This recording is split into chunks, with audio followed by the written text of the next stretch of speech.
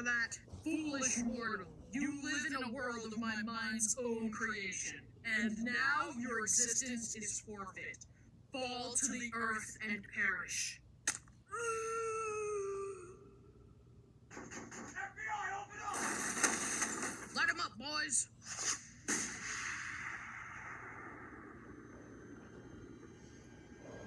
He's still alive!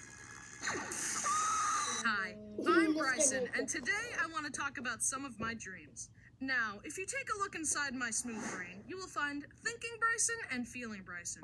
Feeling Bryson is usually the one in charge because I'm an emotional boy. Also, I'm stupid. But when I go to sleep, the one in charge is subconscious Bryson. He's the one that makes the dreams, and he's made a lot of them. I've had dreams where I fly, dreams that I cry, dreams where I'm a Jedi, and dreams where I die. So long, Bryson. I've also had a lot of dreams that I'm Spider-Man. But for this video, I'm gonna draw myself as my own Spider-Man that I created. I call it Spider-Ham. But Bryson, there's already a Spider-Ham, and he looks like this. Anyway, the Spider-Man dreams are always really cool. I get to swing around and just have fun, but a lot of times I'll have some kind of disadvantage in them. For example, in one of them, the webs shot out really slow. You'll never catch me, bad guy. Webs, go!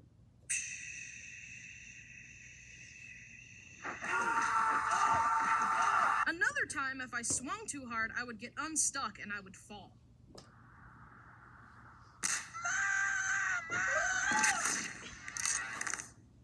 In another one, I couldn't calculate the arcs of my swings properly, meaning as I was swinging, I would hit the ground. In one of them, there was a swordfish who was about to get run over by a car, so I used my webs to save him. Anyways, web slinging is fun, but only when it works. Naturally, the next step from swinging dreams are flying dreams. We love our house. No! There's an animal in the attic.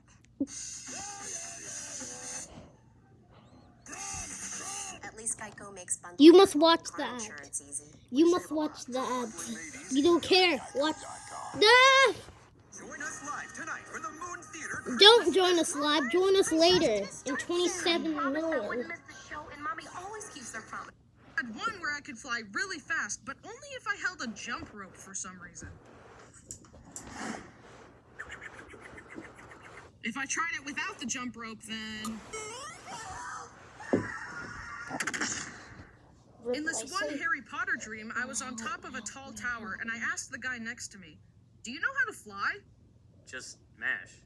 He was referring to mashing on a video game controller, like this. But I didn't have a controller, so I jumped, and I mashed, and I could fly. In another dream, I was in a Pokemon game, and again, I could fly because, why not? But then this shady guy came up and said, "Feet on the ground, fast asleep." And for some reason, it made me come to the ground and fall asleep. And then he stole all my Pokemon and items. Anyways, I hate that guy. Also, I have a recurring one where if I wiggle my legs, I can float. It feels so normal in these dreams, like, yeah, I'm floating. So what? But then I get sad when I can't do it in real life. So, I've been talking about the dreams I enjoyed, but now we're moving on to the ones that stress me out. These dreams are really frustrating to me because the reason I go to sleep is for some peace and quiet, not to be stressed out by fake scenarios. It sucks because I wake up all anxious and sweaty only to realize that it was fake and my brain gave me an anxiety attack for no reason. So, in this one, me and a bunch of people were traveling through a canyon and we encountered this crazy guy. He gave me really bad vibes, but everyone was just like, walk past him, it's probably fine. So I did, but then the guy lunged at me and pulled out a needle and said, "Yeah, this here snake venom is gonna kill you dead." And he injected me with the snake venom, and I started freaking out. I'm gonna die! He injected me with venom! Ah! But everyone else was just like, it's fine, don't worry about it, you'll probably be okay. And I woke up out of fear. I had one where my whole family hated me, and I woke up all stressed and sad, so I texted them and told them about the dream, and asked if they hated me. But nah, it was just a dream, they still love me. In another one, I was at home and a robber broke into my house. I started running away and screaming, trying to alert my family, but no matter how hard I tried, I couldn't scream loud enough.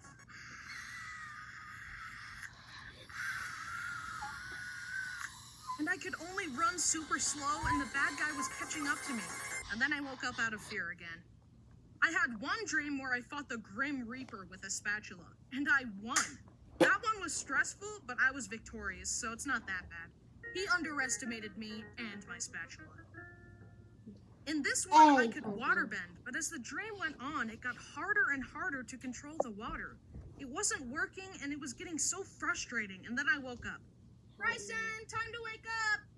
I don't want to wake up! Because I was trying to do the water whip in my dream, and now I'm never going to be a master waterbender because you woke me up! What? Okay, now on to my miscellaneous dreams. We will start with a quote. Ad alert! Ad alert! Ad alert! You don't hear nothing, okay? Hey. No. No! You don't see nothing, okay? From me. Now, Sleeping is just logging out of your body. In this one, I fell off a cliff and landed on my arm, and I woke up laying on the same arm that I landed on, so that was spooky. And thus, the line between dreams and reality becomes blurred. Sorry, I'll stop making awesome quotes. In another dream, I went to the backyard of my parents' house. In real life, we have a chicken coop back there with 5 chickens. Penny, Goldie, Becky, Sunny, and Ham. I'll give you 4 guesses which one I named. But in the dream, there were more chickens. Little baby ones and fuzzy ones. Aww. But there was also a duck, a bunch of tortoises. I love animals, so this was a really fun dream. In fact, this was the dream that got me interested in tortoises. And then I visited a reptile place and met some tortoises there, and they recommended a good place to get pet tortoises. And now I have Scooter and Egg, my adorable pet rocks. I love them. I also had a dream where I accidentally stepped on Egg and hurt her. I woke up and cried and I had to check on her, but it was just a dream. She's fine. When I was young, I had one where I dressed up in a magnet suit and jumped off my back deck, and the suit magnetized me all the way to the city, and I could use it to climb the metal skyscrapers. I had another Harry Potter one, and in it we would have wizard duels on trampolines. Shushful Calopus! Also, apparently I sleep talk. This one time I was in an old apartment that I lived in for college, right before I dropped out. I was asleep, and my roommate Parker was awake in his bed, and he heard me say, delish. So delish. Welcome to this new I was just enjoying a fantastic meal in my sleep. I also die a lot in my dreams. When you think about it, sleep is kind of like a free trial of death. A taste of the sweet release. A chance for our astral bodies to fly free from these limiting meat suits and taste of the comfort and bliss that the afterlife offers. But sooner or later, we all must wake up and ponder, what is the afterlife really like? Where do we go when we fall asleep? And where do we go when our time is up? What if when we die, we wake up and realize it was all just a dream?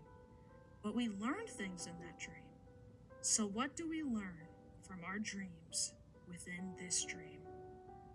Anyway, you're welcome for the free existential crisis. That's all from me. Tune in next month for another wacky and silly Haminations video.